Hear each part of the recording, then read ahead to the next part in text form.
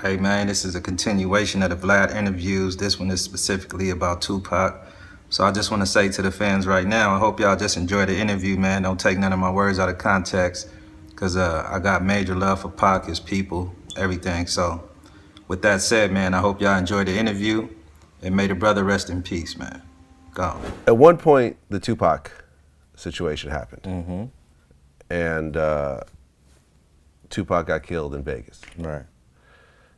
Now, there's a lot of different stories behind what happened, but the one name that would always pop back up is Orlando. Right. That was my best friend, actually. Orlando Anderson? Orlando Anderson. His name is Baby Lane from Baby Southside Lane. Compton Crib. Yeah. Okay. So what do you know about that situation? Basically, the day after the incident happened, when he came from Las Vegas, you know, I guess he was questioned by the police and all this, because, you know, they jumped him.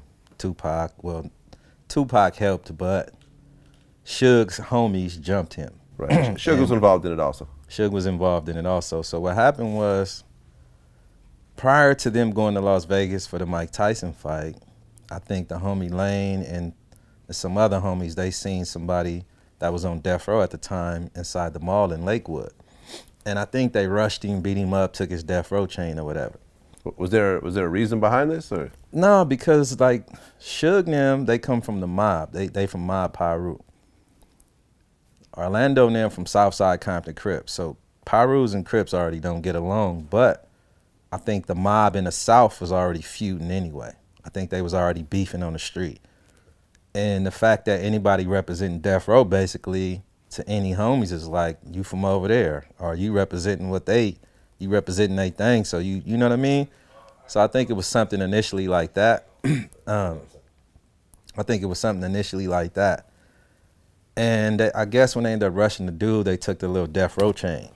And from what I heard was the homie Lane, I heard he had the chain on walking through the MGM after the fight. And he was already a reputable cat from the street, so I'm sure Suge knew who he was. Okay. Because his uncle, you know what I'm saying, his uncle named Keefy D, he was like a G from Compton.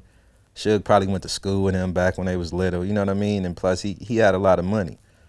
So I think when they seen him walking through the MGM that day, somebody must have been like, oh, you know, it must have been some words going back and forth, and that's when you seen on camera with all the dudes like rushing him, stumping him up. So Orlando actually was wearing the MGM chain? Was wearing the death row chain? I think so. And walking around the casino. If I can remember correctly, I think he was. Wow. It's pretty bold. Yeah, I mean, come on, man. Like, you you say it's bold, but you know, the mentality of where we come from and the reputations that we got, we don't care. Like, it's right. like, we ain't thinking about, oh, if somebody sees us, because we know if somebody, you know, the way we feel invincible. You know what I'm saying? Back in those days anyway, because nobody would dare in their right mind put their hands on us without realizing the consequences. Okay. You know what I'm saying? But he got hands and feet put on him. Yeah, by a bunch of people, though. By a bunch of people. Yeah. And, you know, it showed Suge in the footage, you know. Right. And so forth. And Tupac was involved in it. Pac came and got a couple kicks in. Was Pac the one that really approached him first? I doubt it. I don't see it. Cause I know he'd have probably served Pac. You know what I mean? I think it was them big old dudes. And Pac was like, you know, cause the homie, like, man, we was in juvenile hall together. We've been through some things, so okay. Ain't no anybody, especially somebody our size. Right. You got to be a hell of a dude. Like, well, and I heard that Baby Lane was active. I heard that he had police were already investigating him for a whole bunch of shit. Absolutely. So this was a very known gang member from Compton. Like I said, like, we from a generation where Compton really in the 90s is on fire due to the generation we come from, because we the ones who kind of like did all the shit out there. You know what I'm saying? So people know what's up. Okay. So Baby Lane gets jumped. Mm-hmm. Was it just him or him and his homie? It was just him at the time. Just him. Yeah, I think everybody else, you know, it was after the fight. Everybody else was probably moving and shaking, trying to make something happen. You know what I mean? Yeah. And he just happened to be right there. They called him slipping, you know? Yeah. Because if he wasn't, you know, best believe it would have been like a bigger fight than that. Okay. You know what I mean? And I was thinking like, damn, like I was so hurt when I seen that. Cause I was like, I know I'd have been right there with him. You know what I'm saying? But I had just left Vegas like a week before that. You know what I mean? And I wasn't the type to go to, you know, fights and all that anyway. So, but I was just like, I wish I was there. Like, that's how I felt at the time. He talked to you after that? After the incident? Yeah, he came to my house the next day. Was he beat up? Nah, they didn't really hurt him, man. Like, he covered his face. They was like hitting him in the ribs and all that. Like, he covered his face on the ground, so he wasn't hurt or nothing. Okay. He wasn't hurt or beat or nothing. Like, I think sometimes, like, people don't know, like, when you gonna rush somebody, you can't do it. If you're gonna beat up one person with multiple people, it really only take 2 dudes to do that, to really hurt a person. Like, when you got 5 dudes trying to hit one person, you ain't gonna really do nothing. Right. So I think that was the situation. Do you think the truth will ever come out about Tupac's murder? Well, supposedly, I heard that his uncle was given immunity to tell the true story. Whose uncle? Orlando's uncle. Orlando's uncle. Keefe, today what we're going to do, we're just going to go over with a fine-tooth comb the Las Vegas incident, because we're going to draft up our report as regarding that specific thing. And then we're going to cover a few other things that we do have to emphasize to you that everything in this report has to be right on, because if down the road it's determined that some of these details are incorrect, then everything's off the table. So everything in this report cannot be like that report. Hey, I want to say this though too. I feel like I said that day, don't bullshit me, and I won't bullshit y'all. You know what I'm saying? Okay, Lane starts blasting. You say Suge looks over, he sees you. He looks right at you. Yeah, he look at me. Okay. Why are you looking right at him? Fucking known each other since we were 7, 8 years old. When he looks over at you, and then, you know, Tupac's busy getting shot. Evidently, the story is Tupac's trying to either get out In of the the back line. seat or something. Yeah, what do you see happening inside of their Jumping car? in. I seen a bullet going Suge head. I thought he was dead. So Orlando shot across Dre? He leaned over on the window. We rolled down the window, popped. Who was it? They would drove on my side. I would have popped them. You know what I'm saying? But they was on the other side. Right. So then he goes back home to Compton. Right. But then at one point he gets killed. Yeah, man, he got killed due to a to a situation. I was actually fighting for my life. This one I was facing, you know, going back and forth to court. I was already in jail. I was in the Crip module in Linwood, but yeah, he supposedly it was a dude who owed him some money. And as he's riding through Compton, I guess he was going back to where his grandmother stayed, and as they was riding, they was on a laundry. They was coming by Compton High School, and from what I heard, they seen a dude over there at the car wash. So from what I heard, they pulled up, and he got out and confronted the dude. And once it started kind of getting heated, guns started getting pulled or whatever.